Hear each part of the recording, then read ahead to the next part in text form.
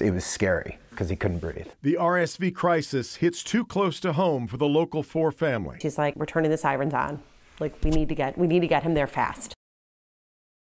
As the number of cases of RSV continues to surge around the country and here in Metro Detroit, a warning tonight from one of our own whose newborn son got very sick. Yes, our colleague Jason Colthorp and his wife Ida spent days in the hospital with their baby Sonny, who got RSV, and they shared their scare with our Kimberly Gill, so no one has to go through what they did, and they did have some very important lessons to share. They did. I mean, just really terrifying. Terrifying is the only way to describe what Jason and his wife Ida went through when little Sonny got RSV. I sat down with them now that Sonny is home from the hospital and doing much better. There you go. Okay. So this is Sonny. Tell me about Sonny's personality when he's not sick. He's great. He's becoming a better sleeper. We struggled a little bit in the beginning, but he's definitely given us some good stretches. He's still got a little cough. You can hear that little cough. Yep. You can still hear that cough, which is good. That's what the doctors want to hear. Yeah. You want to hear him cough and get it all out. That little cough, while still heartbreaking to hear, is a significant improvement from 2 weeks ago. At just 6 weeks old, Sonny spent 4 nights in the hospital fighting RSV. So what was it that changed about his personality that you knew something was wrong? Did he just start to cough? First, he developed the congestion. Then he started getting more of a dry cough, which turned into more of a phlegmy cough, which was when I made a pediatrician appointment that day. Because it was definitely sounding concerning. Their pediatrician did a breathing treatment and sent Sonny home with specific orders for Jason and Ida to go to the ER if he wasn't better. They did, but with no fever, normal oxygen levels, and appetite, the hospital also sent Sonny home. But the next day is when it took a turn. Yeah, well, we had another follow-up appointment, so we were getting him ready for that. She went to change and handed him to me, and I said, his breathing is going downhill almost by the second. And I said, we need to really go. So as I was loading him in his car seat, he almost couldn't breathe at all.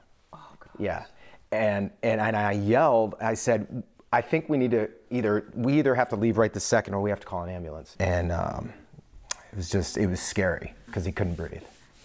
They came with, they were there in less than 2 minutes. Yeah. And seeing them take him out of our arms to that ambulance was the scariest moment of my life. I wouldn't wish that on my worst enemy. How do you think he contracted RSV? Definitely from her, even though she was never tested and had it. But at the hospital, they said it was almost like a running joke with the staff. They'd say, I'm guessing they have an older sibling who's also sick. And they said 90% at least of the kids are getting it from an older sibling. What advice would you have for parents? I think you just have to be extra cautious. I mean, we've heard this a few times, but RSV, especially with the younger ones, just before you go to the family gathering, make sure everybody's good to go. And I think you just have to be extra cautious right now with the kids that are most vulnerable. Just as sweet as he can be, sweet little Sonny, and there he is right now. Jason joins me live from his home with little Sonny. How's he doing tonight, Jason? You know, we're about a week after getting him out of the hospital, and he was just coughing a second ago. He still has a real heavy cough, and we have to keep an eye on that. He's definitely on the mend, which is great. But he has a tough time burping, you know, and the stuff coming out of him isn't great right now because he's dealing with a lot of phlegm and a lot of that mucus that takes a while to run its course. Yeah, but as you said, it is coming up, and that's what doctors want to hear. I want to talk to you about, being a news anchor. It feels like we've reported endless stories on RSV and how the hospitals have just been inundated with little patients, but none of this could prepare you for what you experienced when it's your own child. Talk a little bit about that and what it was like being in the hospital. Well, yeah, that's the eye-opening part. I mean, we read this a little bit. We put these headlines out, and we hear Frank McGeorge talk about it.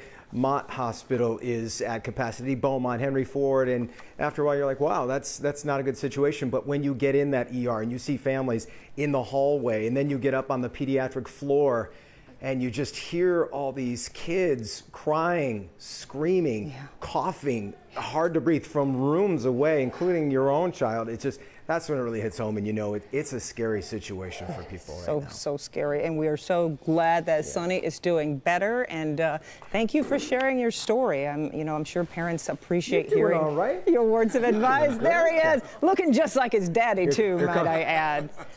Here comes a projectile vomit. Watch this. Stop it. All right, Jason. Don't you do it. We appreciate it. Go Brooklyn. Thanks a lot. So little. Oh, so that was tiny. What was 6 weeks to be struggling like that. But it just goes to show you can just never be too cautious. But like he said, we didn't see a lot of his 2-year-old little girl, Rosie. Right. But Rosie had been sick, and even though it didn't affect her the way you just don't know what the littlest was. When Ida described him going in the ambulance. Oh, girl. I've heard it. Still. Too much. It's like two crying bookends on this desk You right want to now. try and get through Reverend now? Too much for both of us.